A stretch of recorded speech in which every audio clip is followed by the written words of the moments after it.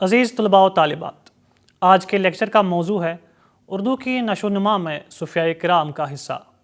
اردو زبان کی نشو و نما میں صوفیاء کرام کا ایک بڑا حصہ ہے۔ اگرچہ صوفیاء کرام کو نہ اردو زبان سے کوئی دلچسپی تھی اور نہ اس زبان کی ترقی ان کے پیش نظر تھی، لیکن انہوں نے اردو زبان کو اسلام کی تبلیغ و اشاعت کے لیے اس لیے منتخب کیا کہ یہ زبان سارے ہندوستان میں بولی اور سمجھی جاتی تھی۔ صوفیاء کا عوام سے براہ راست تعلق تھا، اس لیے وہ اسی زبان کو ذریعہ ابلاغ بنانا چاہتے تھے جو اس وقت عوام میں رائج تھی۔ قدیم اردو عوام میں رائج ضرور تھی، لیکن فارسی کے مرتبے تک نہیں پہنچ سکی تھی۔ تصنیف تالیف میں فارسی ہی کا استعمال تھا۔ یہ صوفیاء کرام ہی تھے جن کی بدولت قدیم اردو رشد و ہدایت، پند و موعظت کا مؤثر ذریعہ بن گئی، جس کی وجہ سے رفتہ رفتہ اس زبان میں فکر و فن کے اظہار کی اچھی صلاحیت پیدا ہو گئی۔ اردو نے اب تک اپنی زندگی کی 8 صدیاں گزاری ہیں۔ ابتدائی 5 صدیاں یعنی 1300 عیسوی سے 1700 عیسوی تک اس کی زندگی کے قدیم دور کی آئینہ دار ہیں۔ ہر زبان کے ادب میں نظم پہلے رائج ہوتی ہیں اور نثر بعد میں۔ یہی وجہ ہے کہ اردو ادب کی ابتدائی صدیوں میں نظم کے مقابلے میں نثر بہت کم ملتی ہیں۔ اردو نثر کے فقرے اور جملے باقاعدہ نثری کتابوں سے پہلے صوفیاء کے ملفوظات میں ہی ملتے ہیں۔ یہ فقرے اور جملے اردو کی قدیم نثری مکالموں کے باقیات الصالحات کہے جا سکتے ہیں۔ اس لیے اردو کی ابتدائی نشو و نما میں صوفیاء کرام کی خدمات نظر انداز نہیں کی جا سکتیں۔ اردو کے سلسلے میں جن صوفیاء نے اپنی خدمات انجام دی ہیں، ان کا فرداً فرداً ایک اجمالی جائزہ پیش ہے۔ حضرت خواجہ معین الدین چشتی علیہ رحمہ۔ حضرت خواجہ معین الدین چشتی علیہ رحمہ کی پیدائش 1124 عیسوی اور وفات 1235 عیسوی میں ہوئی۔ آپ سلسلہ چشتیہ سے وابستہ تھے۔ خواجہ غریب نواز پرتھوی راج یتھورا کے زمانے میں تبلیغ کے لیے ہندوستان آئے۔ پہلے ملتان میں قیام کیا، جہاں آپ نے لازماً مقامی زبان سے آشنائی حاصل کی ہوگی۔ پھر آپ کا مرکز اجمیر ہو گیا، جو آج ہندو اور مسلمانوں کے لیے روحانی فیوض و برکات حاصل کرنے کا بہت بڑا مرکز مانا جاتا ہے۔ آج برصغیر میں اسلامی تہذیب و ثقافت کے جو اجلے نقوش نظر آتے ہیں، ان میں بڑا حصہ حضرت خواجہ معین الدین چشتی علیہ رحمہ کی کوششوں کا ہے۔ آپ نے اجمیر میں تبلیغ اسلام کا ایک مستقل نظام قائم کیا۔ اس نظام میں مرکزی حیثیت اجمیر کی خانقاہ کو حاصل تھی، جس کے تحت 2 مراکز تھے۔ دہلی میں آپ کے خلیفہ حضرت قطب الدین بختیار کاکی علیہ رحمہ رشد و ہدایت میں مصروف تھے، اور وسطی ہند میں ناگور اہم مرکز تھا، جہاں آپ کے مشہور خلیفہ حضرت خواجہ حمید الدین ناگوری منصب رشد و ہدایت پر فائز تھے۔ لاہور میں حضرت فرید الدین گنجی شکر مخلوق خدا کی ہدایت کے منصب پر فائز تھے۔ حضرت خواجہ معین الدین چشتی علیہ رحمہ مخلوق خدا کو سبق کے بجائے اپنے عمل سے درس دیتے تھے۔ مولوی عبدالحق کا بیان ہے: باوجود تلاش کے ہمیں حضرت خواجہ معین الدین چشتی علیہ رحمہ قدس سرہ العزیز کا کوئی معتبر قول ہندوی زبان میں نہیں ملا، لیکن ان کی عالمگیر مقبولیت کو دیکھتے ہوئے یہ امر بعید از قیاس نہیں کہ وہ ہندوی زبان سے ضرور واقف رہے ہوں گے، کیونکہ ہندو بھی مسلمانوں سے کم ان کے معتقد نہیں تھے۔ یہ بات قابل ذکر ہے کہ اردو کا ابتدائی زمانے میں ایک نام ہندوی یا ہندی بھی رہا ہے۔ ہند الولی کی ترکیب اور غریب نواز کا لقب خود ان کے عام مقبولیت کی طرف صاف شہادت دے رہے ہیں۔ حضرت خواجہ معین الدین چشتی رحمۃ اللہ علیہ نے درس و تدریس کا جو بھی کام سر انجام دیا ہوگا، ظاہر ہے اس کا کچھ نہ کچھ تعلق ہندوی زبان سے رہا ہی ہوگا۔ ایک فاضل شارح اخروتی جس کی تصنیف ملک محمد جائسی معروف ہیں کا یہ قول مولوی عبدالحق نے نقل کیا ہے۔ گمان نہ کند کر ہیچ اولیاء اللہ بزبان ہندی تکلم نہ کردہ، زہرا کر اول از جمیع اولیاء اللہ کتب الاقطاب خواجہ بزرگ معین الحق والملت والدین قد صرح بالدین زبان سخن فرمودہ۔ اس سے یہ اندازہ لگانا مشکل نہیں کہ حضرت خواجہ معین الدین چشتی علیہ رحمہ مقامی زبان یعنی ہندی سے واقف ہوں گے، اور یہ واقفیت ہی اس خیال کو مضبوط کرتی ہیں کہ زبان کا ایسا استعمال ابتدائی اردو کی نشو و نما میں اہم ثابت ہوا ہوگا۔ بابا فرید الدین گنج شکر رحمۃ اللہ علیہ۔ خواجہ فرید الدین گنج شکر بابا فرید کے نام سے مشہور ہیں۔ آپ کا پورا نام شیخ فرید الدین مسعود تھا۔ خواص و عام میں گنج شکر یا شکر گنج کے لقب سے مشہور ہوئے۔ حضرت خواجہ قطب الدین بختیار کاکی کے مرید بھی تھے اور خلیفہ بھی۔ آپ کا تعلق خواجہ بزرگ یعنی حضرت خواجہ معین الدین چشتی علیہ رحمہ سے بھی تھا۔ مختلف بیانات سے یہ پتہ چلتا ہے کہ بابا فرید کو سماع سے بڑی دلچسپی تھی، خود فارسی اشعار برمحل پڑھتے تھے۔ شیخ عبدالحق محدث دہلوی نے موصوف کی ایک فارسی رباعی نقل کی ہے۔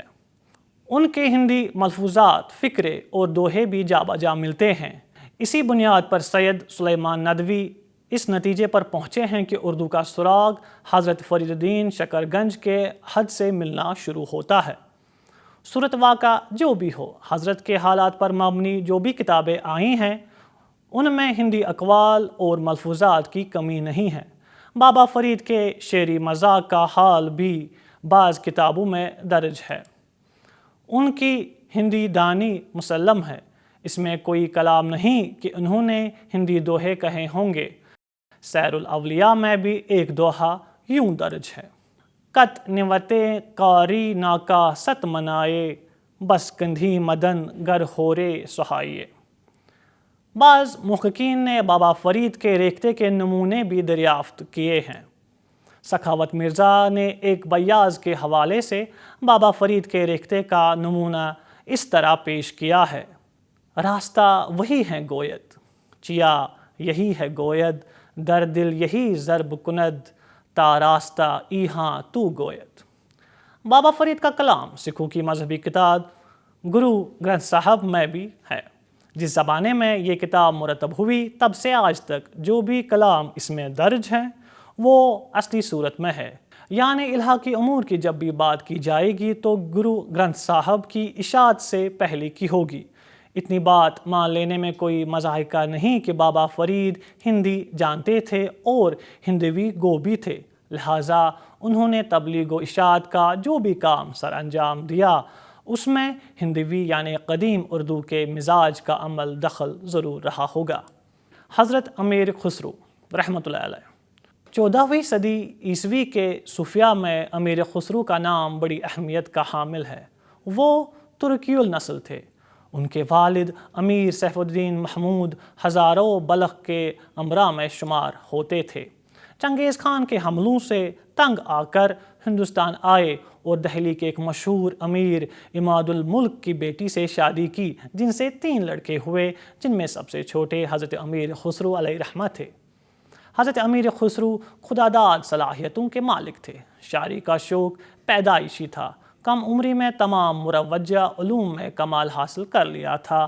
فارسی ان کے اجداد کی زبان تھی تو ہندوی یا اردو نینیحال کی زبان تھی۔ انہوں نے ان دونوں زبانوں میں مہارت حاصل کی تھی۔ اس کے علاوہ ان کو ترکی، عربی اور سنسکرت پر بھی عبور حاصل تھا۔ ان دنوں شمالی ہند میں جو زبانیں اور بولیاں رائج تھیں ان سے واقف بھی تھے۔ ہندوستانی اور ایرانی موسیقی میں ان کی مہارت خداداد تھی۔ ہندی اور ایرانی راگوں کے میل سے امیر خسرو نے کئی راگنیاں ایجاد کی تھی۔ کہا جاتا ہے کہ ستار انہی کی ایجاد ہیں اور قوالی بھی انہی کی دین ہے۔ امیر خسرو حضرت نظام الدین اولیاء علیہ رحمہ کے محبوب ترین مرید تھے۔ انہوں نے 11 بادشاہوں کا زمانہ دیکھا اور 7 بادشاہوں کی ملازمت میں بھی رہے۔ امیر خسرو فارسی کے اساتذہ میں شمار ہوتے ہیں۔ اہل ایران بھی ان کا لوہا مانتے ہیں۔ دہلی کے بازاروں میں بولی جانے والی ریختہ زبان کو امیر خسرو ہندوی اور زبان دہلوی کہتے تھے۔ وہ اس زبان کے پہلے شاعر تسلیم کیے جاتے ہیں۔ امیر خسرو نے بہت سی پہیلیاں اور معمے بھی کہے ہیں جو بڑے مقبول ہیں۔ گیتوں، لوریوں اور پہیلیوں وغیرہ کے علاوہ انہوں نے ایسے شعر بھی کہے ہیں جو اردو بھی سمجھے جا سکتے ہیں اور فارسی بھی، اور ایسے شعر بھی کہے ہیں جن کا ایک ٹکڑا یا مصرع فارسی میں ہے اور دوسرا اردو میں، جس کو ریختہ کے نام سے بھی موسوم کیا جاتا ہے۔ امیر خسرو کی ایک غزل جو ریختہ کی شکل میں ہے اکثر تذکروں میں درج ہے۔ زحال مسکیں مکن تغفل، دورائے نینا بنائے بتیا، کتاب ہجرا نہ دارم ایجا، نہ لیہو کاہے لگائے چھتیا، شبان ہجرا دراز چوں زلف، وروز وصلش چو عمر کوتا، سخی پیا کوں جو میں نہ دیکھوں، تو کیسی کاٹوں اندھیری رتیا۔ غرض امیر خسرو نے فارسی اور ہندوی کو ملایا اور ہندی میں بکثرت نظمیں اور دوہے لکھے۔ افسوس ان کا مکمل ہندوی کلام اب تک دستیاب نہیں ہوا۔ تذکروں میں کہیں کہیں بعض چیزیں مل جاتی ہیں۔ اس کے علاوہ بیسیوں، پہیلیاں، انملیاں اور کہہ مکرنیاں ان کے نام سے مشہور ہیں۔ 14ویں صدی عیسوی کی اردو کا بہترین نمونہ امیر خسرو کا کلام ہے۔ کتاب خالق باری امیر خسرو کی مشہور تصنیف ہے۔ یہ کتاب بچوں کے ادب کی پہلی تصنیف سمجھی جاتی ہے۔ اسی سے اردو میں ادب اطفال کا آغاز ہوا۔ اس کتاب میں روزمرہ استعمال میں آنے والے فارسی الفاظ کے معنی واضح کیے گئے ہیں۔ یہ کتاب عرصے تک بچوں کے درس و تدریس میں استعمال ہوتی رہی۔ اسی کی تقلید میں اور اسی اسلوب اور پہرائے میں بچوں کے لیے کئی لوگوں نے مزید کتابیں بھی لکھی، جیسے اشرف بیابانی نے واحد باری اور سید محمد نے رازق باری اسی طرز پر لکھی۔ امیر خسرو نے زبان، شاعری اور موسیقی ہی نہیں بلکہ عام تہذیبی زندگی کو بھی متاثر کیا۔ سماجی زندگی میں مشترکہ روایت اور جذباتی ہم آہنگی کی بنیاد امیر خسرو نے ہی ڈالی۔ شیخ عین الدین گنج العلم۔ شیخ عین الدین گنج العلم 14ویں صدی کے مشہور بزرگ تھے۔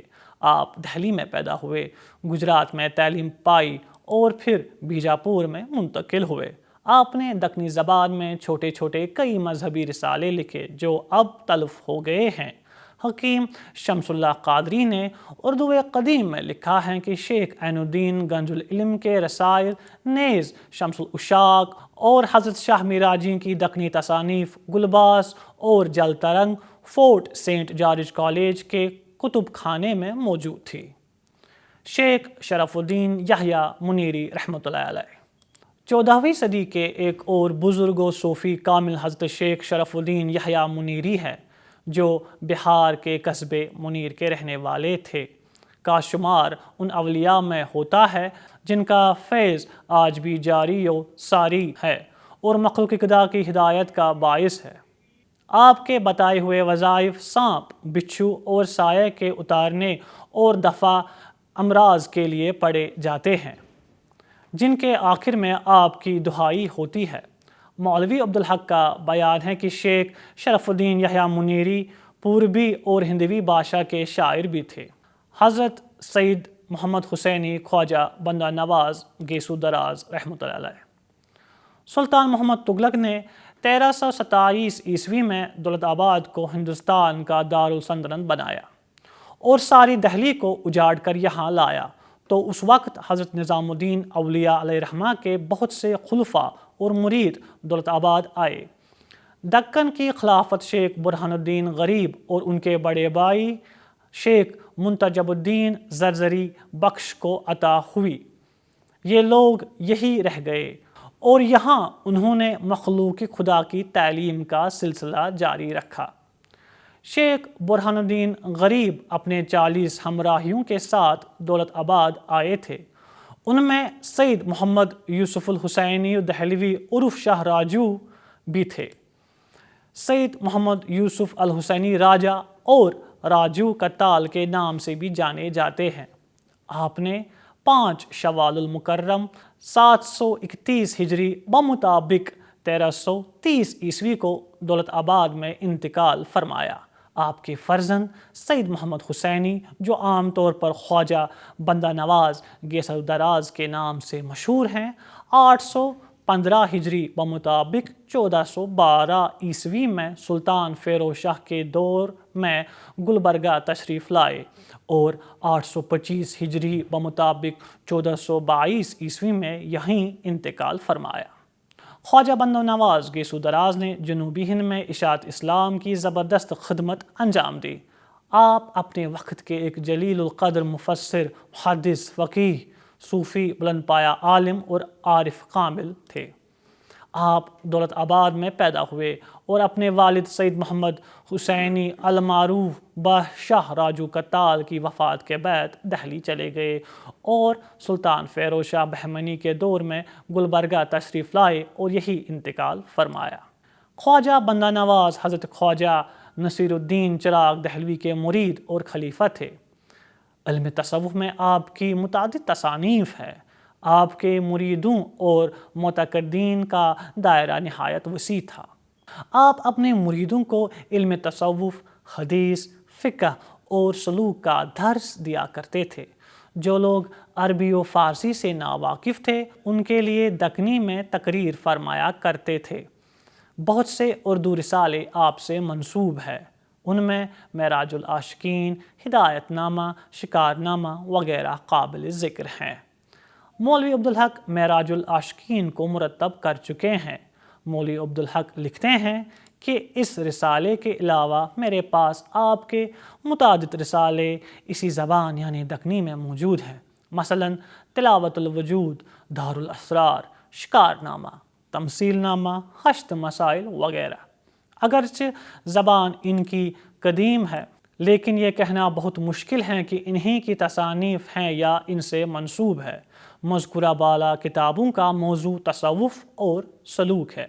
ڈاکٹر گیان چند نے البتہ تحقیق کی ہے کہ خواجہ بندہ نواز نے اردو نثر میں کوئی رسالہ نہیں لکھا۔ حضرت خواجہ بندہ نواز شاعر بھی تھے۔ شہباز، محمد اور بندہ تخلص فرماتے تھے۔ آپ کی نظم کے مختلف نمونے اور چکی نامے دستیاب ہوئے ہیں۔ مختلف بیاضوں میں بعض بیماریوں کے نسخے اور بعض شعر آپ کے نام سے موسوم کیے جاتے ہیں۔ حضرت خواجہ بندہ نواز نے اپنی زندگی کے آخری 10 سال گلبرگہ میں بسر کیے اور سرزمین دکن کو اپنی تعلیم و تلقین سے فیض پہنچاتے رہے۔ مولوی عبدالحق کا بیان ہے کہ آپ کا معمول تھا کہ نماز ظہر کے بعد طلباء اور مریدوں کو حدیث و تصوف اور سلوک کا درس دیا کرتے تھے اور گاہے گاہے کلام فقہ کی تعلیم بھی دیتے تھے۔ جو لوگ عربی و فارسی سے واقف نہ تھے ان کو سمجھانے کے لیے ہندوی زبان میں تقریر فرمایا کرتے تھے۔ حضرت شاہ میراجی شمس العشاق حضرت شاہ میراجی شمس العشاق علیہ الرحمہ ان اولیاء اللہ میں سے ہیں جن کا فیض صدہا مخلوق خدا کی ہدایت کا باعث ہوا۔ آپ نے بیجاپور میں ایک ایسے خاندان کی بنیاد ڈالی جس میں آپ کے جانشین یک کے بعد دیگرے کئی پشت تک بڑے صاحب علم اور صاحب ذوق ہوئے۔ انہوں نے اردو کو اپنی زبان سمجھا اور اسی زبان میں سلوک و معرفت پر متعدد رسالے اور مثنویاں لکھی۔ میراجی شمس العشاق حاجی دوام الدین کے صاحبزادے تھے۔ آپ مکہ معظمہ میں پیدا ہوئے۔ ایک عرصے تک وہی قیام پذیر بھی رہے۔ 12 سال روضہ نبی مبارک صلی اللہ علیہ وآلہ وسلم کے قریب رہے۔ ایک روز شب جمعہ کو حالت خواب میں حضرت صلی اللہ علیہ وآلہ وسلم نے آپ کو ہندوستان جانے کے لیے ارشاد فرمایا۔ آپ ہندوستان آئے اور حضرت شاہ کمال الدین مجرد بیابانی کے مرید ہوئے۔ شاہ کمال الدین شاہ جمال الدین مغربی کے مرید تھے اور وہ حضرت سید محمد حسینی گیسو دراز کے مرید تھے۔ حضرت گیسو دراز کا فیض دکن میں بہت عام ہے۔ شاہ میران جی اور ان کے خانوادے نے اردو زبان میں تصنیف و تالیف کا کام انجام دیا۔ آپ کی بدولت بیجاپور میں اس زبان کو اس قدر فروغ ہوا کہ یہاں ایسے خوش بیاں اور بلند خیال شاعر پیدا ہوئے جن کی نظیر اردو کے شاعروں میں بہت کم ملتی ہے۔ عادل شاہی سلطنت کا بانی یوسف عادل شاہ میراجی شمس العشاق کا بڑا ادب کرتا تھا۔ اسی زمانے میں آپ کا انتقال ہوا۔ میراجی کی مریدوں کا حلقہ نہایت وسیع تھا۔ آپ نے اردو میں درس و تدریس، تعلیم و تلقین کے علاوہ تصنیف و تالیف کا بھی کام کیا۔ آپ کی کئی تصنیفات کا پتہ چلا ہے جن میں خوش نامہ، خوش نغز، شہادت التحقیق، شہادت الحقیقت، شرح مرغوب القلوب مشہور اور اہم ہیں۔ ان کتابوں میں تصوف و معرفت کے مسائل بیان کیے گئے ہیں۔ شیخ بہاؤالدین باجن۔ شیخ بہاؤالدین باجن برہان پور کے اولیاء میں سے ہیں۔ آپ کے فیض سے بہت سارے مخلوق خدا نے ہدایت پائی۔ آپ حضرت شیخ عزیز اللہ المتوکل علی اللہ کے مرید تھے۔ آپ کی ایک کتاب خزانہ رحمت مشہور ہے جس میں آپ نے اپنے پیر و مرشد کے ملفوظات اور ارشادات جمع کیے ہیں۔ باجن شاعر بھی تھے اور آپ کا کلام تصوف کے مضامین سے لبریز ہے۔ شیخ عبدالقدوس گنگوہی۔ شیخ عبدالقدوس گنگوہی رحمۃ اللہ علیہ صاحب علم و عمل اور صاحب عالم و صوفی تھے۔ مولوی عبدالحق کا بیان ہے کہ آپ شیخ محمد بن شیخ احمد عبدالحق چشتی صابری کے مرید اور صاحب تصانیف قصیرہ ہیں۔ آپ ہندوی شاعری بھی کرتے تھے۔ آپ کی کتابوں میں رشد نامہ بڑی مقبولیت حاصل کر چکی ہیں۔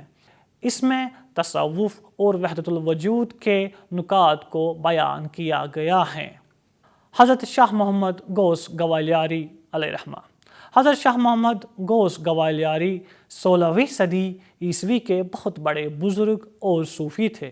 آپ 12 سال تک کوہ چنار کے دامن میں سخت ریاضت میں مشغول رہے۔ مغل حکمراں ہمایوں آپ کا بڑا معتقد تھا۔ اکبر اعظم آپ کا مرید تھا مگر بعد میں منحرف ہو گیا۔ حضرت غوث گوالیاری کے ہندی اقوال اور ہندی اشعار قدیم بیاضوں میں ملتے ہیں۔ جواہر خمسہ آپ کی مشہور کتاب ہے۔ گجرات کے مشہور عالم و صوفی شیخ وجیہ الدین علوی نے حضرت غوث گوالیاری ہی سے روحانی فیض حاصل کیا تھا۔ شاہ علی محمد جیو گھامدھنی۔ شاہ علی محمد جیو گھامدھنی کی پیدائش 1479 عیسوی میں ہوئی۔ آپ کے والد کا نام شاہ ابراہیم تھا۔ آپ کا سلسلہ نسب والد کی طرف سے سید احمد کبیر رفاعی اور والدہ کی جانب سے حضرت عبدالقادر جیلانی تک پہنچتا ہے۔ آپ کا خاندانی لقب معشوق اللہ تھا لیکن کئی اصحاب اس پر اتفاق نہیں کرتے۔ آپ کی وفات 1565 عیسوی میں ہوئی۔ جیو گھامدھنی بھی ایک صوفی شاعر تھے۔ ہندوی روایات سے ان کا بھی ایک رشتہ تھا لیکن ان کے یہاں عربی اور فارسی الفاظ کے استعمال کی بھی صورتیں ملتی ہیں۔ جیو گھامدھنی کا دیوان جواہر اسرار اللہ ہے جو ان کے ایک مرید شیخ حبیب اللہ نے مدون کیا تھا۔ اس کے علاوہ ان کے بڑے بیٹے شاہ ابراہیم معرفت اللہ نے بھی ان کا دیوان مرتب کیا تھا۔ یہ گجری روایت کا ہی ایک سلسلہ ہے۔ جیو گھامدھنی کو ہندوی ادب سے خاص قربت تھی۔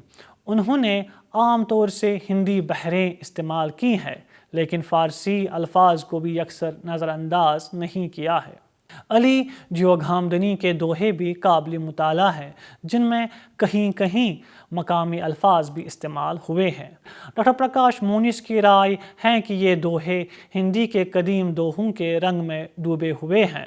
کہیں کہیں بعض نامانوس الفاظ بھی آ جاتے ہیں، ورنہ جیو گھامدھنی کے کلام میں کافی تعداد ایسے دوہوں، چوپائیوں، مکاشفوں وغیرہ کی ہیں جن پر ہندی کی گہری چھاپ لگی ہوئی ہے۔